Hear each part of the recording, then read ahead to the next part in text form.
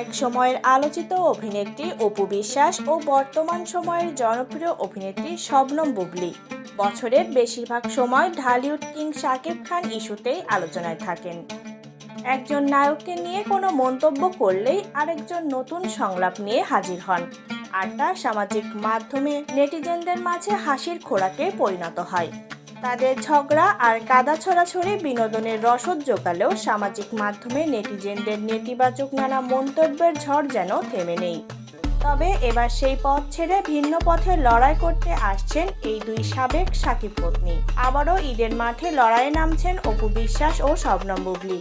আসন্ন ঈদে একসঙ্গে মুক্তি পেতে যাচ্ছে তাদের সিনেমা। মুক্তির তালিকায় রয়েছে বুবলীর প্রেসার কুকার ও পিনিক নামে দুটি সিনেমা।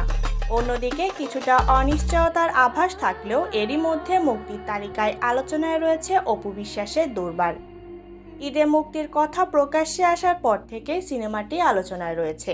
কামরুল হাসান ফুয়াদ নির্মিত দুর্বার সিনেমা নিয়ে অপু বিশ্বাস বলেন, এটি একটি বড় পরিকল্পনা থাকলেও প্রোডাকশন হাউসের সিদ্ধান্তের উপরে সবকিছু নির্ভর করছে।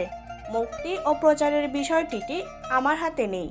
থ্রিলারধর্মী এই সিনেমায় নিজের অভিনয় চরিত্র প্রসঙ্গে অভিনেত্রী বলেন, দুর্বার সিনেমায় দুর্বার গতিতেই দেখা যাবে আমাকে। ভিন্ন চরিত্র ও ভিন্ন গেটআপে হাজির হব, এটা বলতে পারি।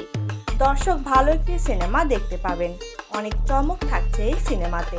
অন্যদিকে রায়হান রাফি পরিচালিত ও বুবলী অভিনীত প্রেসার কুকার সিনেমাটি ঘিরে দর্শকদের বেশ আগ্রহ রয়েছে। সম্প্রতি প্রকাশিত সিনেমাটির টিজারে বুবলীর উপস্থিতি নজর কেড়েছে ভক্ত অনুরাগীদের। এই টিজারে 4 নারী চরিত্রের নানা টানাপোড়েন ও রহস্যের ইঙ্গিত মিলছে। এছাড়া গত ঈদে মুক্তির তালিকায় থাকা বুবলীর পিনিক নিয়েও আলোচনা চলছে।